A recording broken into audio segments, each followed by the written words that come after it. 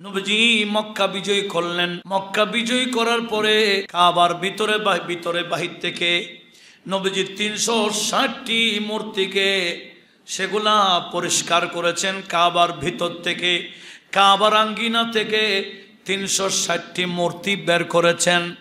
এমনকি এগুলাকে ভেঙ্গি মসজিদ থেকে বের করে দিয়েছেন। নবীজি বললেন এখানে মূর্তি ছিল না, এটা হযরত ইব্রাহিম আলাইহিস সালাম বানিয়েছেন। ইব্রাহিম আলাইহিস সালাম যখন এই কাবাকে নতুন পুনর্নির্মাণ করেছিলেন, এখানে কোনো মূর্তি ছিল না।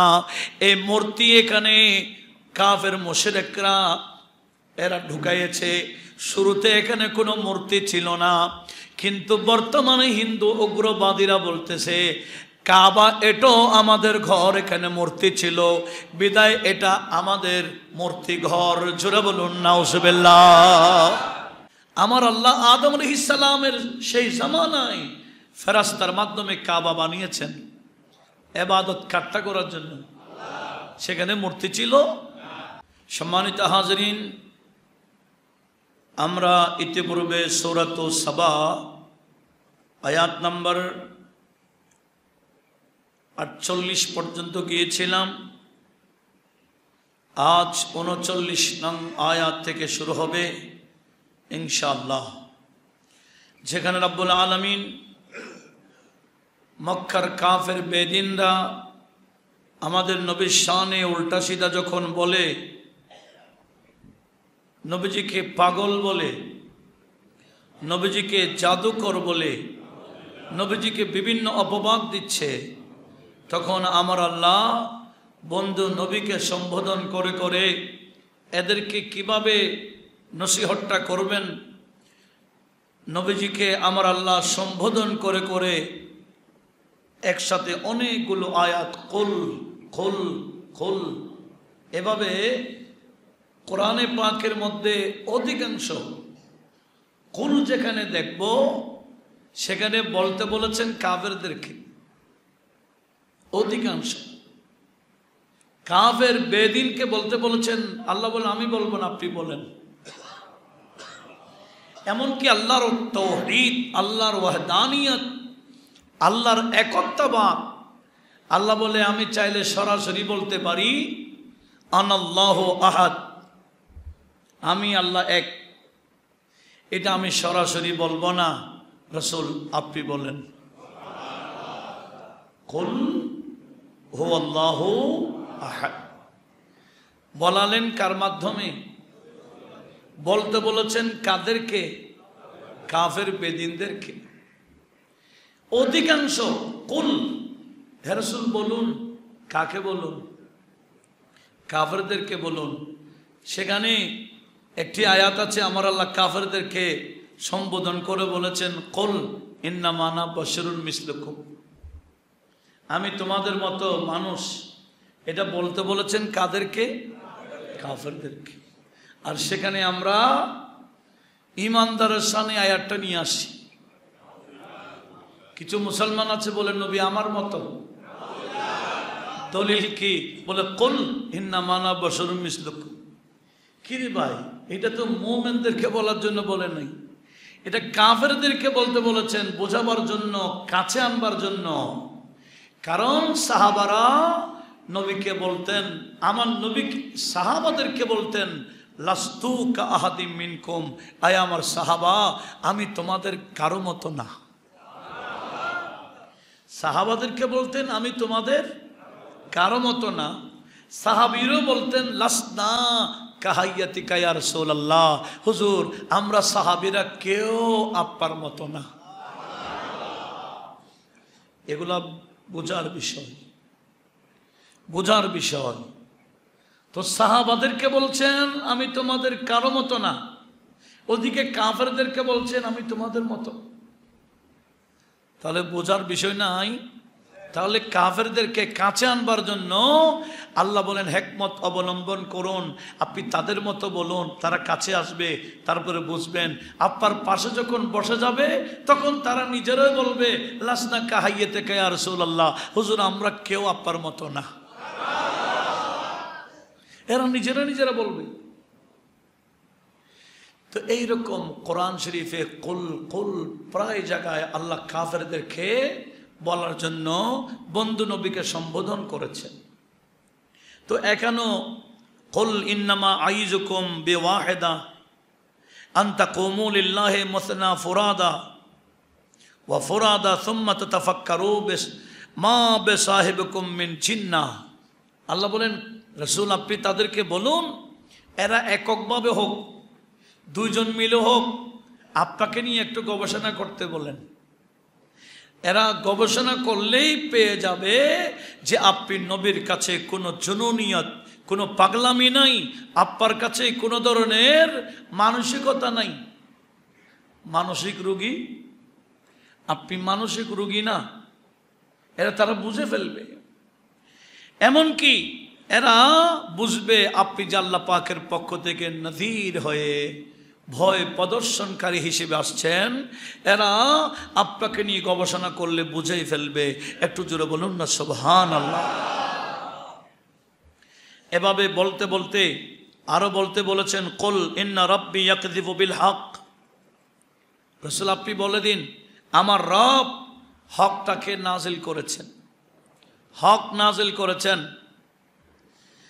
আল্লামুল গায়ব, আমার আল্লাহ গায়েবের বাস্তব জ্ঞানী, যিনি হককে নাজিল করেছেন। হক বলতে কোরআনকে বোঝা যায়। হক বলতে মুফাসসিরিনে কেরাম যথেষ্ট তাফসীর করেছেন। হকের একটা তাফসীর হচ্ছে কোরআন, কোরআন এটা হক। হকের আরেকটা তাফসীর হচ্ছে দ্বীন ইসলাম, এটাও হক। হকের আরেকটা তাফসীর হচ্ছে নবী পাক, নবী যা যা নিয়ে আসছেন এগুলো হক। একটু জোরে বলি না সুবহানাল্লাহ। এগুলো হচ্ছে কি হক। তো এবার আল্লাহ বলতেছেন কুল, এখান থেকে আমাদের আজকের শুরু। কুল, হে রাসূল আপনি বলুন জা আল হক।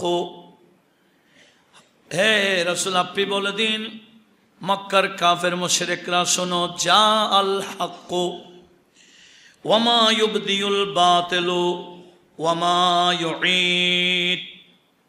বাতিল, হক যিনি উনি এসে গেছেন, হক যেটা সেটাও এসে গেছে।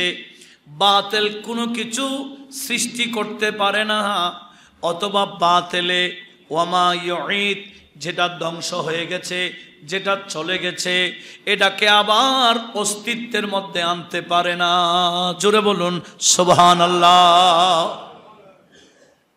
হক উনিকে বলে, উনি যিনি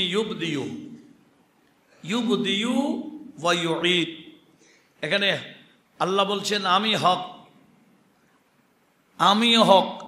আল্লাহ বলেন আমার বন্ধুও হক। আল্লাহ বলেন আমার ইসলাম হক, আমার কোরআন হক।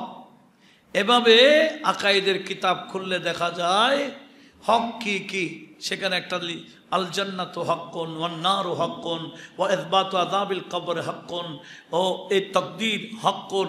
এভাবে যত কিছু আছে যেটার উপর ঈমান আনতে হয় এটার নাম হক। একটু জোরে বলি না সুবহানাল্লাহ। আল্লাহ বলেন এরা যে মূর্তিকে হক মনে করছে, মূর্তি এটা কিছুকে সৃষ্টি করেছে? কেউ ধ্বংস হয়ে গেছে, মারা গেছে, মূর্তি এটাকে আবার তাকে রিপ্লাই আনতে পারবে? রিপিট করতে পারবে না। এটা আবার ইয়াদা করতে পারবে না, এটাকে নতুনভাবে সৃষ্টি করতে পারবে না। আল্লাহ বলেন সব কিছু বাস্তব যিনি মাবুদ আমি আল্লাহর ক্ষমতা।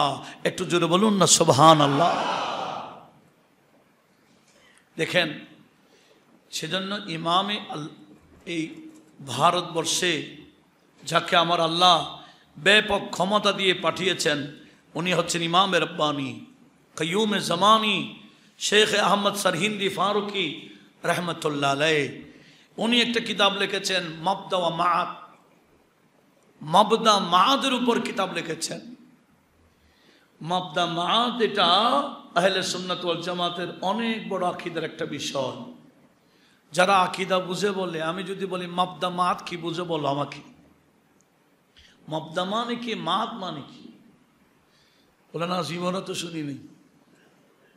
এরকম বলবে। অথচ মবদা মাহাদের উপর আলাদা আলাদা আলাদা কিতাব আছে, এগুলো বোঝার জন্য ব্যাপক জ্ঞান লাগবে। আল্লাহ বললেন আমি হচ্ছেন ইউবদিউ আর আমি হচ্ছে ইউঈদু। আল্লাহই সৃষ্টিকারী নতুন, ইউবদিউ আমি আল্লাহ শুরু করি, ওয়া ইউঈদু আমি আল্লাহ আবার শেষ হওয়ার পরে আবার সেই বান্দাকে সে সৃষ্টিকে আবার সৃষ্টি করি। একটু জোরে বলি না সুবহানাল্লাহ। কোন যার ইবাদত উপাসনা তারা করত, এরা কি ইউবদি করতে পারবে? কখনো না। আল্লাহ বলেন কুল জা আল হক, রাসূল আপনি বলে দিন বাস্তব এসে গেছে, হক এসে গেছে। উপাসনা চলবে শুধুমাত্র কার? ইবাদত চলবে আল্লাহর। এখানে আর কোনো মাবুদের ইবাদত চলবে না। বুখারী শরীফ, মুসলিম শরীফ, তিরমিজি শরীফের হাদিসের মধ্যে রয়েছে। বুখারী শরীফের মধ্যে 2478 নম্বর হাদিস, মুসলিম শরীফে 1781 নম্বর হাদিস, তিরমিজি শরীফের মধ্যে 3138 নং হাদিস। নবীজি মক্কা বিজয় করলেন। মক্কা বিজয় করার পরে কাবার ভিতরে বাহির থেকে নবীজি 360টি মূর্তিকে সেগুলা পরিষ্কার করেছেন। কাবার ভিতর থেকে, কাবার আঙ্গিনা থেকে 360টি মূর্তি বের করেছেন। এমনকি এগুলাকে ভেঙ্গি মসজিদ থেকে বের করে দিয়েছেন। নবীজি বললেন এখানে মূর্তি ছিল না, এটা হযরত ইব্রাহিম আলাইহিস সালাম বানিয়েছেন।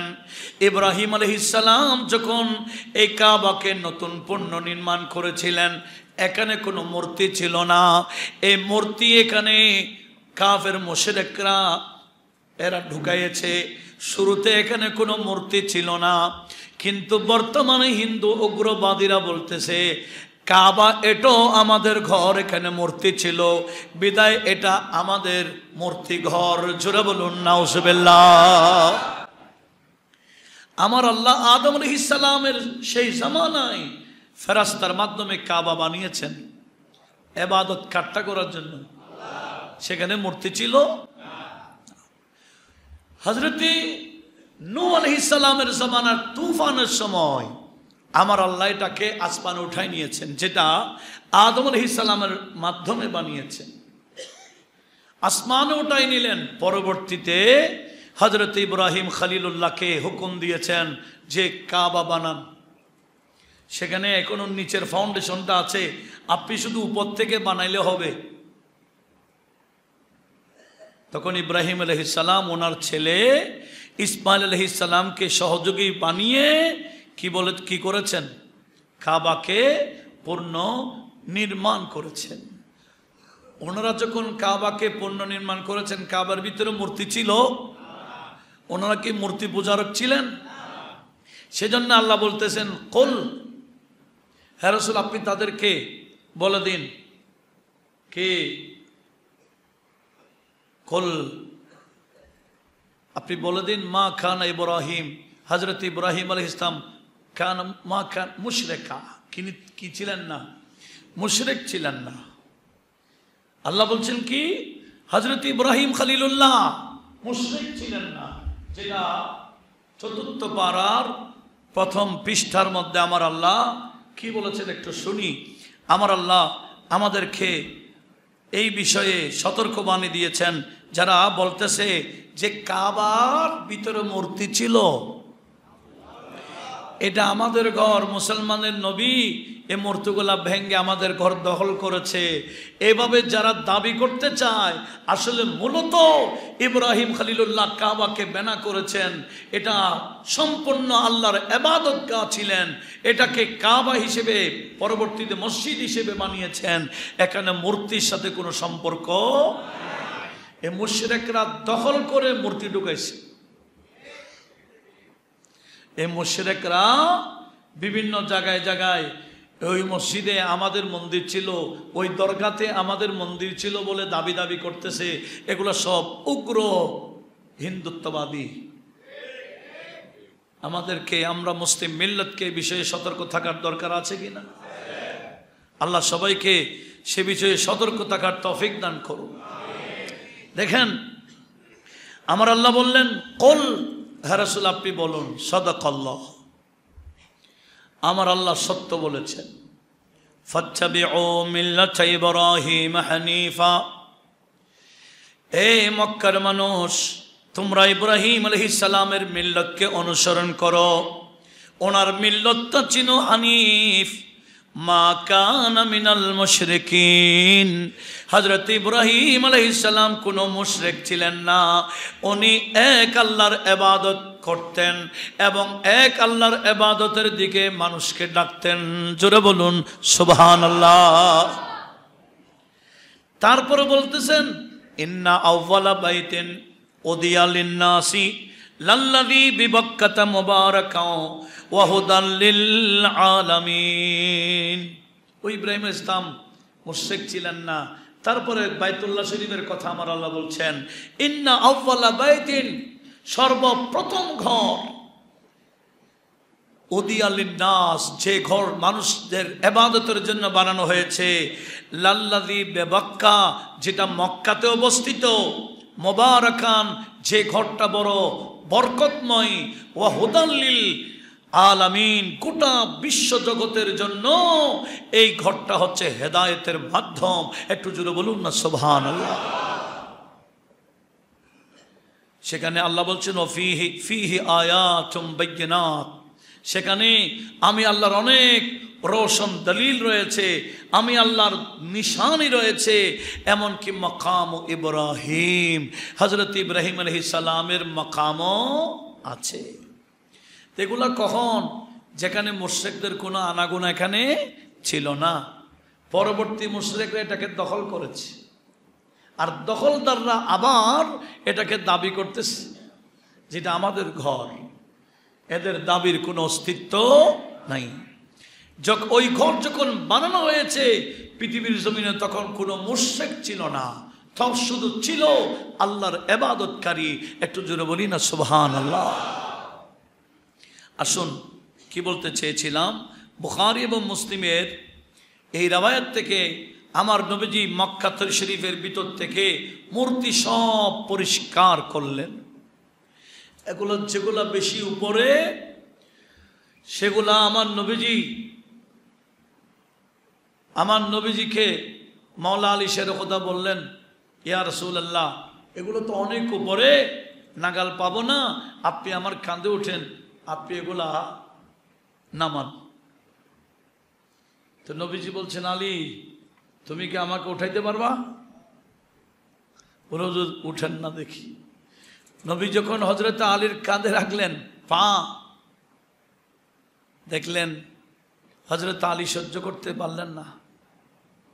কারণ আমার নবীজিকে আল্লাহ এত বেশি হালকাও বানিয়েছেন, ভারীও বানিয়েছেন। কেমন ভারী? একটা রাওয়ায়াত শোনালে আমরা বুঝবো যে রাওয়ায়াতটা বহু কিতাবে আসছে, মিশকাতও আছে রাওয়ায়াতটা। সেটা হচ্ছে, আমার নবীজিকে আল্লাহ কেমন ভারী বানাইলেন। আল্লাহ এগুলো শুনে নবীজির বিষয়টা বোঝার তৌফিক দান করুক। সেটা হচ্ছে, দেখেন রাওয়ায়াতটা কোথায় কোথায় আছে দেখেন। এটা ইমামে দারমি নোট করেছেন, যিনি ইমামে বুখারীর উস্তাদ। সুনানে দারমিতে রয়েছে। আমার মিশকাত 515 নং পৃষ্ঠার মধ্যে রাওয়ায়াতটা আসছে। সেটা হচ্ছে, হযরত আবু যর গফারি বললেন, কুলতু ইয়া রাসূলুল্লাহ কাইফা আলিমতা আন্নাকা নাবিয়্যুন হাত্তা ইস্তাইকানতা ফাকালা ইয়া আবা যর আতানি মালাকানি ওয়া আনা বিবাদি বাতহা মক্কা ফাওয়াকা আহাদুহুমা ইলাল আরদি ওয়া কানা আল আখিরু বাইনাস সামাই ওয়াল আরদি ফাকালা আহাদুহুমা লিসাহিবিহি আহুয়া হুয়া ক্বালা নাম। নবীজি বলছেন, আমি মক্কাতে ছোট ছিলাম, ওই আমার ভাইদের সাথে ছাগল চড়াইতাম। আমি মক্কার বতহাতে ছিলাম, মরু এলাকায় ছিলাম, বিভিন্ন জন আমি ওখানে কাজ করতাম। হঠাৎ করে দেখলাম দুজন ফেরেশতা আসছে। হযরত আবু যর গফারি জিজ্ঞেস করলেন, ইয়া রাসূলুল্লাহ, আপনি যে রসুল নবী, আপনি কখন ইয়াকিন করেছেন? এখন তো বলা হচ্ছে 40 বছর আগে নবী ছিল না, জানতেন না উনি নবী। যে এই রাওয়ায়াতগুলো কোথায় নেবেন? আবু যর গফারি বলতেছেন, কুল ইয়া রাসূলুল্লাহ কাইফা আলিমতা আন্নাকা নবিয়্যুন, আপনি যে নবী আপনি কিভাবে জানলেন? বলে, আবু যর, আমি যখন ছোট ছিলাম মক্কাতে আমি ছাগল চড়াইতাম, সেখানে দেখলাম আতানি মালাকানে, আমার কাছে দুইজন ফেরেশতা আসছে। ওয়ানা বিবাদে বাথাই মক্কা, আমি মক্কার মরু এলাকায় ছিলাম। ফাওয়াকা আহাদুহুমা ইলাল আরদে, একজনকে দেখলাম জমিনে, ওয়াকানাল আখিরু বাইনাস সামাই ওয়াল আরদে, আরেকজন দেখলাম এত লম্বা, যিনি আসমান থেকে জমিন থেকে আসমান পর্যন্ত এত লম্বা। দুইজন ফেরেশতা আসছে। আসার পরে ফাকালা আহাদুহুমা, তাদের দুইজনের মধ্যে একজন আরেকজনকে বলছেন, আহুয়া হুয়া, ইনি কি উনি যার কাছে আল্লাহ আমাদেরকে পাঠিয়েছেন, যাকে সমস্ত নবীদের সর্দার হিসেবে পাঠিয়েছেন, যাকে রহমতুল লিল আলামিন হিসেবে পাঠিয়েছেন, উনি কি উনি? তখন আরেকজন বলছেন, ক্বালা নাম, হ্যাঁ ইনি উনি। হুয়া, বলে তিনি হচ্ছেন উনি যার কথা আমার আল্লাহ আসমানি কিতাবে বলেছেন, যার কথা আমার আল্লাহ এই নবীকে পাঠাবার আগে চর্চা করেছেন আসমানি কিতাবের মাধ্যমে, নবী রাসূলদের জুবানের মাধ্যমে, গোটা কায়নাত যাকে চিনে ইনি সেই নবী। কল, তাদের মধ্যে একজন বললেন, ফাজিন হু বেরজুলিন, দেখো ওনাকে মাপ দাও, উনি কত, একটু ওজন করো। জিন মানে কি? ওজন। মামাজিন আছেন, ওজন এটা আরবি শব্দ। ফাম্মা মান সাকুলাত মাওয়াজিনুহু ফাহুয়া ফি ঈশাতির রাদিয়া, যাদের কি হবে, ওজন ভারী হবে। মাশাআল্লাহ, আমাদের মাঝে আজমির শরীফের, লক্ষ্য করুন কি বলতে চেয়েছিলাম, ফাজিন হো, একজন আরেকজনকে বলছে দেখি ওনাকে ওজন দাও। তখন ফাউজিন তবিহি, আমি নবীকে এক পাল্লায় দিলেন, আরেক পাল্লায় আরেকজন মানুষ দিলেন। ফাওয়াজানতুহু, দেখলাম সেখানে আমি নবী ভারী হয়ে গেলাম। সুম্মা ক্বাল জিনহু বিআশারাতিন, আবার বলতেছে এক পাল্লায় 10 জনকে দাও, ওনাকে আরেক পাল্লায় দাও। ফাউজিনতু বিহিম, আমাকে 10 জন দিয়ে ওজন দিলেন, দেখলাম আমি 10 জনের চেয়েও ভারী হয়ে গেলাম। ফারাজ্জাহতু বিহিম, আমি তাদের উপর প্রাধান্য পেয়ে গেলাম, ভারী হয়ে গেলাম। সুম্মা ক্বাল জিনহু বিমিয়াতিন, ঠিক আছে এক পাল্লায় 100 জনকে উঠাও, আরেক পাল্লায় ওনাকে দাও, দেখি ওনার ওজন কত। ফাউজিনতু বিহিম, 100 জনের মাধ্যমে আমাকে ওজন করা হলো, এক পাল্লায় 100 জন রাখা হলো, আরেক পাল্লায় আমাকে রাখা হলো। ফারাজ্জাহতু বিহিম, আমি ওই 100 জনের মধ্যে ভারী হয়ে গেলাম। 100 জনের মধ্যেও আমার পাল্লাটা ভারী। সুম্মা ক্বালা জিনহু বিআলফিন, এবার বলছি ঠিক আছে ওনাকে ওজন করো, এক পাল্লায় 1000 ওঠাও, আরেক পাল্লায় ওনাকে ওঠাও। নবীজি বললেন ফাওয়াজানতু বিহিম, 1000 দিয়ে আমাকে ওজন করা হলো। ফারাজ্জাহতুহুম, আমি তাদের মধ্যে 1000-এর মধ্যে আমার পাল্লা ভারী হয়ে গেল।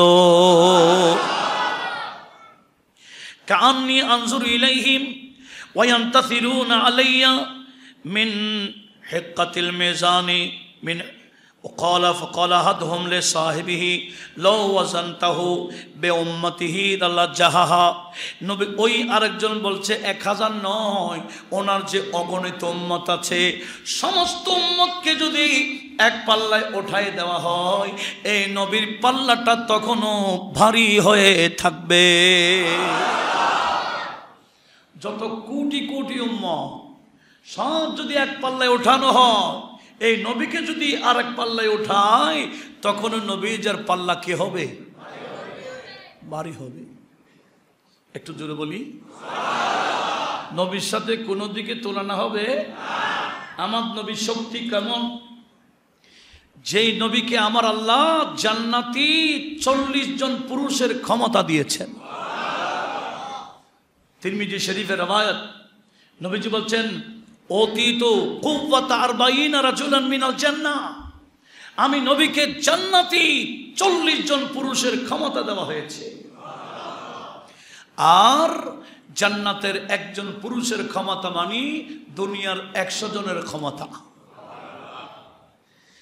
100 জন পুরুষকে আমার আল্লাহ যত পাওয়ার দিয়েছেন শারীরিক, তত পাওয়ার দিবেন জান্নাতি একজনকে। 100 জনের পাওয়ার জান্নাতে গেলে কয়জনকে দিবেন? আর 40 জনের কাছে কয়জনের পাওয়ার? 400 না 4000? আল্লাহ নবী বললেন, রব্বুল আলামিন আমার ভিতরে 4000 পুরুষের ক্ষমতা ঢুকাই দিয়েছেন। জোরে বলুন সুবহানাল্লাহ। কেউ অনুমান করতে পারবে?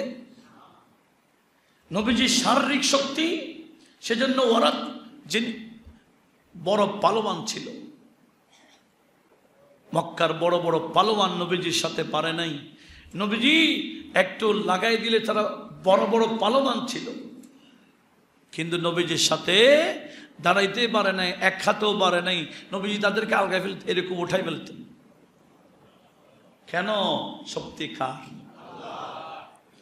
এখন কার কাঁধে উঠেছেন? হযরত আলীর কাঁধে। হযরত আলী বসে গেছে, ইয়া রাসূলুল্লাহ আমি তো পারতেছি না। বলে, আমি তো সেজন্য বলতেছি, তুমি আমাকে উঠাইতে পারবে না, আমার কাঁধে তুমি উঠো।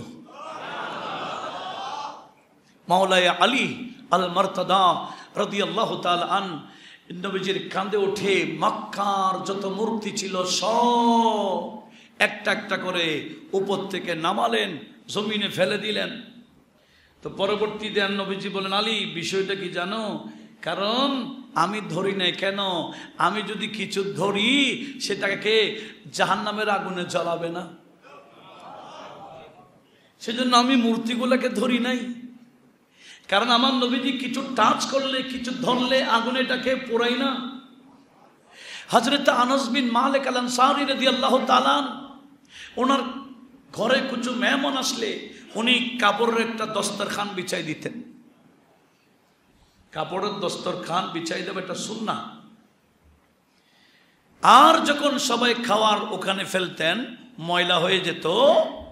আর যেই চুলার মধ্যে রান্না বান্না হয়েছে, হযরত আনাস ওই কাপড়টাকে চুলার মধ্যে নিক্ষেপ করে দিতেন। মেহমান অভাব, কিরে আনাস, এই কাপড়ে ময়লা হয়েছে, এটা ধুয়ে দিলে তো পরিষ্কার হয়ে যায়, আপনি এটাকে এসরাফ করলেন, অপচয় করলেন, ঘোষণাকে এটাকে আগুনে কেন দিলেন? বললে, এ আমার মেহমানরা, আমি আগুনে এটা পুরাই দেওয়ার জন্য দিই নাই, এটাকে পরিষ্কার করার জন্য দিছি। কাপড় যদি আগুনে ফেলে কি পরিষ্কার হয় না পুড়ে যায়? ছালি হয়ে যায়। কিন্তু দেখা যায় কিছুক্ষণ পর হযরত আনাস বিন মালিক সেই জ্বলন্ত আগুন থেকে কাপড় যখন উত্তোলন করে দেখতেছে ধপধপ পরিষ্কার হয়ে গেল। এরা জিজ্ঞেস করলেন, আনাস তুমি এই বুজুর্গি, এই কারামত পেলে করতে গিয়ে? হযরত আনাস বলেন, এটা আমার বুজুর্গি না, এটা নবীজির অগণিত মুজিজা থেকে হায়াতুন নবীর একটা মুজিজা। আমার আম্মা উম্মে সুলাইম বিনতে মিলহান, আমার আম্মার নাম হুমায়সা। আমার নবীজি, আমার আম্মা প্রায় সময় নবীজিকে দাওয়াত দিতেন, এই দস্তরখান বিছাই দিতেন। আমার নবীজি এই দস্তরখানে খাবার খাইতেন। এমনকি খাবারের পরে দস্তরখানে নবীজি আঙ্গুল মুছতেন, ঠোঁট মুছে নিতেন। এই নবীজির আঙ্গুল, শরীর মোবারক এই দস্তরখানে যেদিন থেকে লেগেছে, আগুন ওই দস্তরখানকে জ্বালাতে পারে না। সেজন্য নবীজির সাথে যারা লাগে এদেরকে আগুন জ্বলায় না। যারা নবীজির ইশকে ফানা হয়ে যায় এদেরকে জাহান্নামের আগুন জ্বলাইবে না, বরঞ্চ এমন কিছু বান্দা পুলসিরাত পার হবে, জাহান্নাম আল্লাহকে বলবে, আল্লাহ এই বান্দাকে তাড়াতাড়ি পার করে দাও না, এর কারণে তো আমার আগুন সহ নিভে যাচ্ছে। কিছু কারণ ইনাদের সাথে আমার ইনারা হলেন ফানাফের রাসূল সাল্লাল্লাহু আলাইহি ওয়াসাল্লাম। নবীজির ইশকে যারা ফানা হয়ে যায়, নবীজির ইশকে যারা ফানা হয়ে যায়, এদেরকে জমিনও খাইতে পারে না, আগুনও ধ্বংস করতে পারে না, এদেরকে আগুন পোড়ায় না। সেজন্য বহু এই যে খুদ্দামান এজাম আসছেন, গরিব নামাজের মানাকেবও দেখা যায়। গরিব নামাজের পীর মুর্শিদ হযরত উসমান হারমানি রাদিয়াল্লাহু তাআলা আনহুর সেই মানাকেবও দেখা যায়, ওনারা আগুনের মধ্যখানে হেঁটে এসে গেছে, কিন্তু আগুন ওনাদেরকে পোড়ায় না। কিন্তু ওনারা শুধু ওনারা না, ওনারা যে কাপড় পরেছেন কাপড়ও পরে না। গরিব নামাজ, বান্দা নামাজ যদি এইভাবে আল্লাহ প্রদত্ত ক্ষমতা বা এটা দেখাইতে পারে, তো নবীজির ক্ষমতা কি? সেজন্য আল্লাহর ওলিরা হচ্ছেন প্র্যাকটিক্যাল আল্লাহ পাকের কুদরত প্রকাশ করেন। আল্লাহ সবাইকে বিষয়টা বোঝার তৌফিক দান করুন। তো কি বলতে চাইছিলাম, নবীজি বলেন আলী মুর্দা কথা বিষয় হলো, আমি যদি মূর্তিগুলার ধরতাম, কোরআন শরীফে আছে উকুদুহান নাস ওয়াল হিজারা, সে জাহান্নামের ইন্ধন হবে ওই মূর্তি প্রচারকরা, আর যে পাথরকে মূর্তি বানিয়েছেন ওই পাথরগুলো জাহান্নামের ইন্ধন হবে। কিন্তু আমি ধরলে তো জাহান্নাম আর জ্বলাবে না, সেজন্য আমি ধরি নাই, তোমার মাধ্যমে নামাইলাম।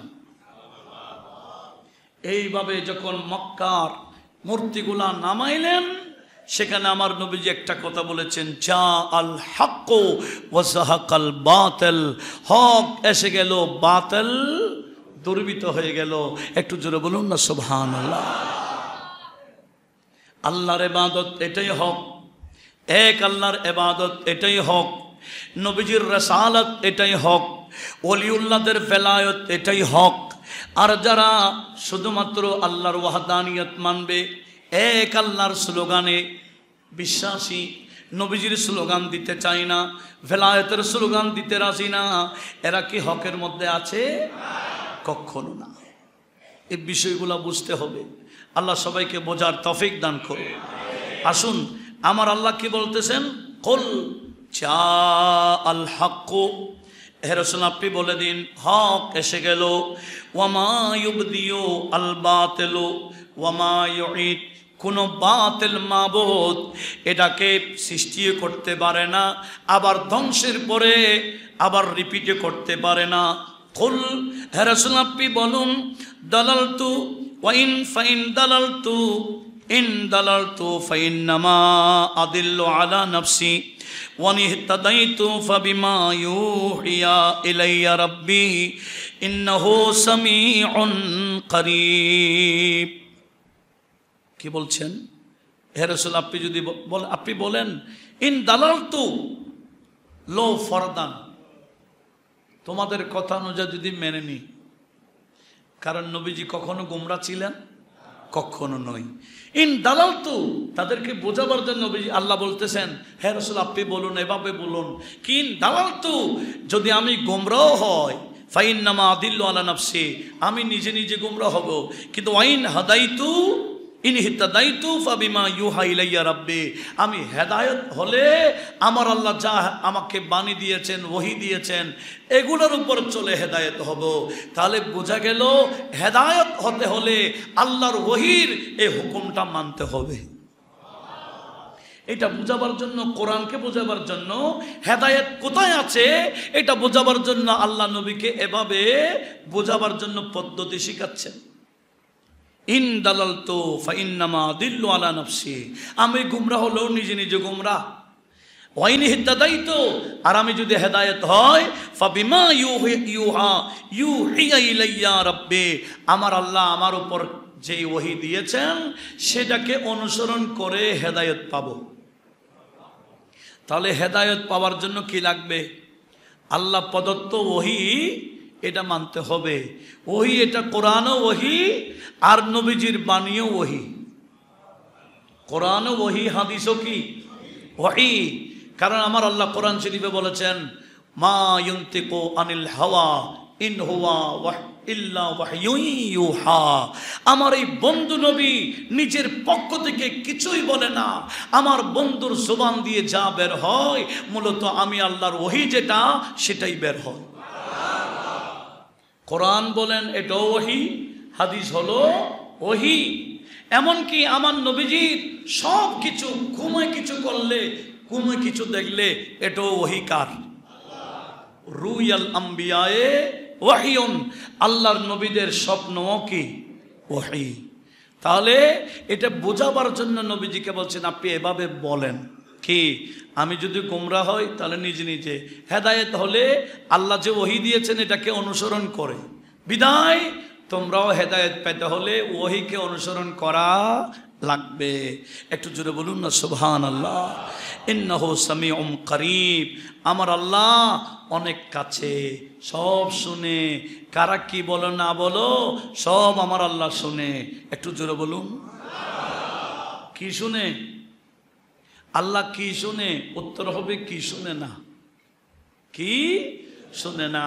আমার আল্লাহ আলিমুম বিযাতিস সুদূর, অন্তরের মধ্যে জল্পনা কল্পনা এটাও শুনে। একটু জোরে বলি না সুবহানাল্লাহ। আল্লাহ পাক সুবহানাহু ওয়া তাআলা আমাদের সবাইকে এই বিষয়গুলো শুনে, কোরআনি ওয়াজগুলো শুনে আমাদেরকে এভাবে আকীদা বোঝার তৌফিক দান করুন।